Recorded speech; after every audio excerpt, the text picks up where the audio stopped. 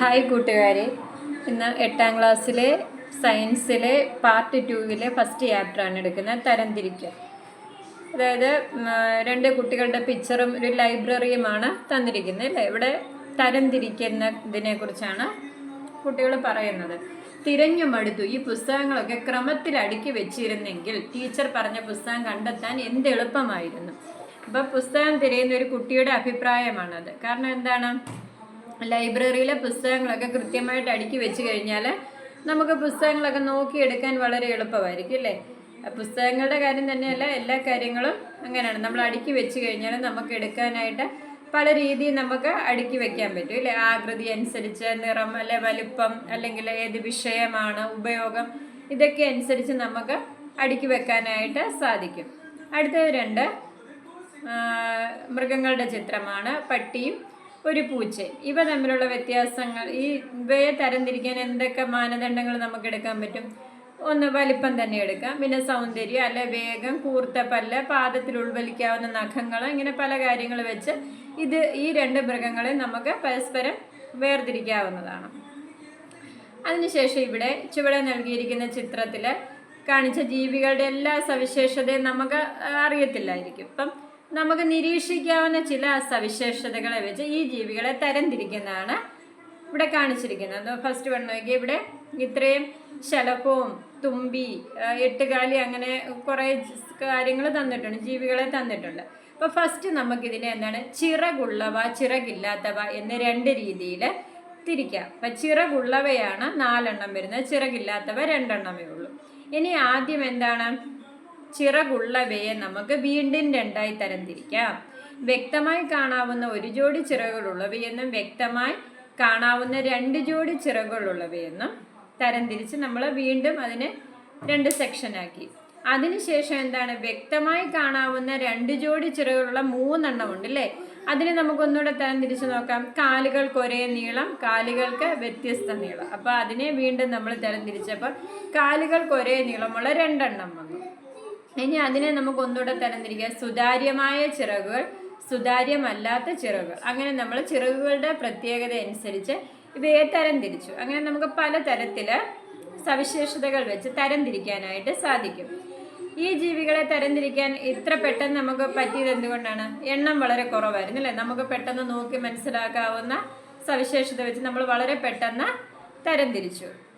അപ്പം നോക്കിയേ, ഇനി ഈ സസ്യജന്തുജാലങ്ങളെ തിരിച്ചറിഞ്ഞ് വർഗീകരിക്കുന്നതിന് ഉപയോഗിക്കുന്ന ശാസ്ത്രീയ സൂചകങ്ങളാണ് ടാക്സോണമിക് കീകൾ എന്ന് പറയുന്നത്. ഏറ്റവും പ്രചാരത്തിലുള്ള ടാക്സോണമിക് കീകളിലൊന്നാണ് ഡൈക്കോട്ടമസ് കീകളെന്ന് പറയുന്നത്. ഇതിലെ ഓരോ സൂചകവും 2 തിരഞ്ഞെടുക്കൽ സാധ്യത ഉൾക്കൊള്ളുന്നവയാണ്.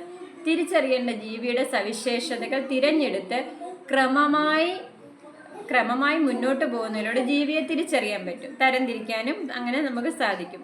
ഈ മേളിൽ കാണിച്ചിരിക്കുന്ന ചിത്രത്തിൽ ഈ ഡൈക്കോട്ടമസ് കീ ആണ് യൂസ് ചെയ്തിരിക്കുന്നത്. അതുപോലെ പുതിയതായി കണ്ടെത്തിക്കൊണ്ടിരിക്കുന്ന ജീവികളുടെ സവിശേഷതകൾ ഉൾപ്പെടുത്തി ടാക്സോണമിക് കീ എന്താണ്, നിരന്തരം ഇങ്ങനെ പുതുക്കിക്കൊണ്ടിരിക്കുന്നുണ്ട്. ഇനിയും ഈ വർഗീകരണ ശാസ്ത്രം എന്താണെന്ന് നമുക്ക് നോക്കാം. ടാക്സോണമി നിങ്ങൾ കുറച്ചുകൂടെ അടുത്ത ക്ലാസ്സിലൊക്കെ ചെല്ലുമ്പോൾ ടാക്സോണമിയൊക്കെ വിശദമായിട്ട് പഠിക്കും. അപ്പോൾ ഇവിടെ എന്താണ് ടാക്സോണമി എന്ന് നോക്കാം. ജീവികളെ തിരിച്ചറിഞ്ഞ് സമാനതകളുടെയും വ്യത്യാസങ്ങളുടെയും അടിസ്ഥാനത്തിൽ തരംതിരിക്കുകയും ശാസ്ത്രീയമായി പേര് നൽകുകയും ചെയ്യുന്ന ശാസ്ത്രശാഖയാണ് വർഗീകരണ ശാസ്ത്രം. വർഗീകരണത്തിനായി ജീവികളുടെ സ്വഭാവ സവിശേഷതകൾ, ബാഹ്യഘടന, ആന്തരഘടന, ജനിതക ഘടന, പരിണാമ ചരിത്രം എന്നിവയെല്ലാം പഠന വിധേയമാക്കേണ്ടതുണ്ട്. ഈ പഠനത്തിലൂടെ വിവിധ ജീവിവിഭാഗങ്ങൾ തമ്മിലുള്ള ബന്ധങ്ങൾ തിരിച്ചറിയുന്നു. വിവിധ ഭൗമ മേഖലകളിലെ സസ്യജന്തുജാലങ്ങളെക്കുറിച്ച് പൊതുവെ ധാരണ ലഭിക്കാനും സഹായിക്കുന്നു. കൂടാതെ പിന്നെന്താണ്, ലളിത ഘടനയുള്ളവയിൽ നിന്നും പുതിയത് സങ്കീർണ ഘടനയുള്ള ജീവികൾ രൂപപ്പെടാനുമുള്ള പരിണാമഘട്ടങ്ങൾ വിശദീകരിക്കാനും വർഗീകരണ ശാസ്ത്രം തെളിവുകൾ നൽകുന്നുണ്ട്.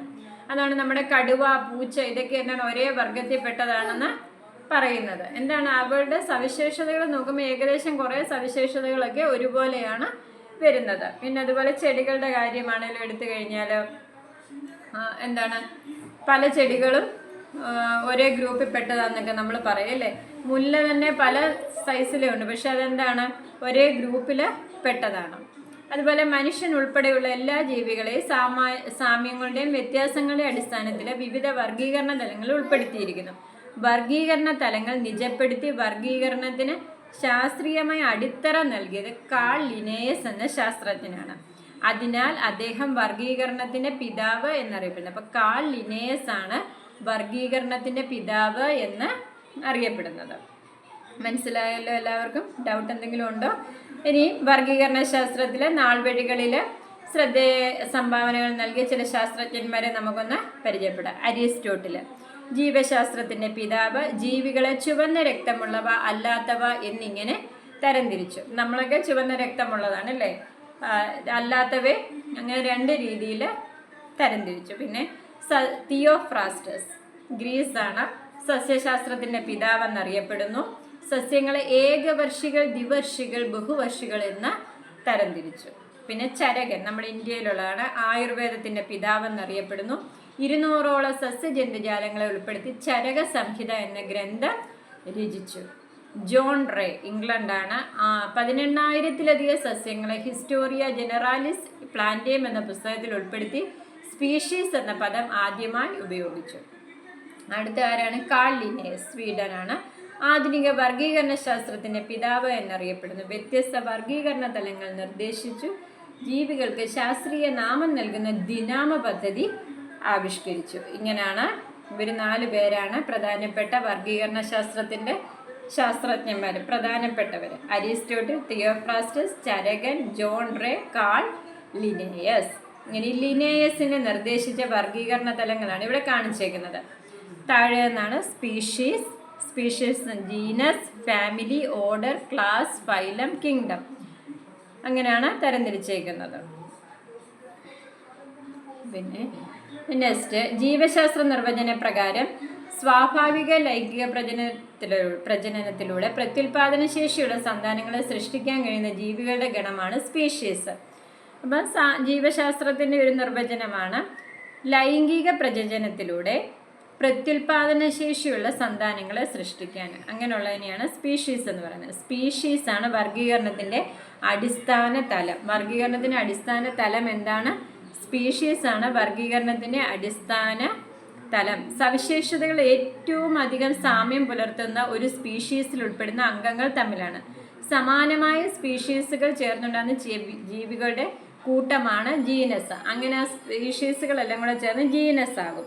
ജീനസുകൾ ചേർന്ന് ഫാമിലിയും, ഫാമിലികൾ ചേർന്ന് ഓർഡറും രൂപപ്പെടുന്നു. ഓർഡറുകൾ ചേർന്നതാണ് ക്ലാസ്. ബന്ധപ്പെട്ട ക്ലാസുകൾ ചേർന്നാണ് ഫൈലം. എല്ലാ ഫൈലങ്ങളും കൂടെ ചേർന്ന് ഉയർന്ന തലമാണ് കിങ്ഡം. ഇവിടെ തന്നിട്ടുണ്ട് കിങ്ഡം അനിമേലിയ, എല്ലാ ജന്തുക്കളും ഉൾപ്പെടുന്ന തലമാണ്. ഫൈലം കോഡേറ്റ, നട്ടെല്ലുള്ള ജന്തുക്കൾ മാത്രം ഉൾപ്പെടുന്നു. ക്ലാസ് മമേലിയ, കുഞ്ഞുങ്ങളെ പാലൂട്ടി വളർത്തുന്നവയും നട്ടെല്ലുള്ളവയും. ഓർഡർ കാർണിവോറ, മമേലിയ ക്ലാസിൻ്റെ സവിശേഷതകൾക്കൊപ്പം മാംസം കഴിച്ചു കയറാവുന്ന പല്ലുകളുള്ള സസ്തനികളാണ്. അടുത്തത് ഫാമിലി ഫെലിഡേ, കാർണിവോറ ഓർഡറിൻ്റെ സവിശേഷതകൾക്കൊപ്പം കാലിൽ ഉൾവലിക്കാവുന്ന നഖങ്ങളുള്ളവ. പിന്നെ ഫെലിഡേ, ഫാമിലിയുടെ സവിശേഷതകൾ കാണിക്കുന്ന ചെറിയ ശരീരം, ഗർജിക്കാത്തവയാണ്. അതാണ് നമ്മുടെ പൂച്ച. പിന്നെ സ്പീഷീസ് ഡൊമസ്റ്റിക്കസ്, ഫെലിസ് ജീനസിൻ്റെ സവിശേഷതയ്ക്കൊപ്പം പൂച്ചയുടെ തനത് സവിശേഷതകളും കാണിക്കുന്നു. ഇങ്ങനെയാണ് പോകുന്നത്. പിന്നെ കേരളത്തിലെ സസ്യ സമ്പത്തിനെ കുറിച്ചുള്ള ആദ്യ പുസ്തകം ഏതാണ്? ഹോർത്തൂസ് മലബാറിക്കസ് ആണ്. മലബാറിൻ്റെ ഉദ്യാനം, ലത്തീൻ ഭാഷയിൽ രചിക്കപ്പെട്ട ഈ പുസ്തകം നെതർലൻഡിലെ ആംസ്റ്റർഡാമിൽ നിന്ന് 12 വാല്യങ്ങളായിട്ടാണ് പുറത്തിറങ്ങിയിട്ടുള്ളത്. ഈ ഗ്രന്ഥരചനയ്ക്ക് നേതൃത്വം നൽകിയത് കൊല്ല ടിട്ടി അച്യുതൻ, വൈദ്യർ റെങ്കഭട്ട്, വിനായക ഭട്ട്, അപ്പുഭട്ട് തുടങ്ങിയ തദ്ദേശീയ പണ്ഡിതർ ഗ്രന്ഥരചനയിൽ നിർണായക സംഭാവനകൾ നൽകി. സസ്യജന്തുജാലങ്ങളെ തിരിച്ചറിഞ്ഞ ചിത്രങ്ങളും പ്രാദേശിക പേരുകളും രേഖപ്പെടുത്തിയിട്ടുള്ള ഈ ഗ്രന്ഥത്തിന് വേണ്ടിയാണ് മലയാളികൾ ആദ്യമായി അച്ചടിച്ചത്. കാൾ ലിനേയസിനെ വളരെയധികം സ്വാധീനിച്ച പുസ്തകങ്ങളിലൊന്ന്. അങ്ങനെയാണ് വർഗീകരണം നടന്നുകൊണ്ടിരിക്കുന്നത്. സസ്യത്തിൻ്റെ വർഗീകരണമാണ് ഇനിയും പറയുന്നത്. സ്പീഷീസ് മുതൽ കിങ്ഡം വരെയുള്ള തലങ്ങൾ ഉൾപ്പെടുത്തി കാൾ ലിനേയസ് സസ്യങ്ങളെയും വർഗീകരിച്ചു. ചില മാറ്റങ്ങളൊക്കെ വരുത്തിയെങ്കിലും ആദ്യം നമ്മുടെ കിങ്ഡം പ്ലാന്റ് എന്താണ് ചെടികൾ, അതായത് തെങ്ങും മാവും ഒക്കെ എന്താണ് രണ്ടും കിങ്ഡം പ്ലാന്റയിലാണ്. ഫൈലം വരുമ്പോൾ ആൻജിയോസ്പേമോഫൈറ്റ എന്നും ഫൈലം ആൻജിയോസ്പേമോഫൈറ്റ രണ്ടും ഒന്നാണ്. ക്ലാസ് മോണോകോട്ടിലിഡനെ, ക്ലാസ് ഡൈകോട്ടിലിഡനെയാണ്. സീരീസ് കാലിസിനെ, സീരീസ് സാപ്പിൻഡേഴ്സ് ആണ്.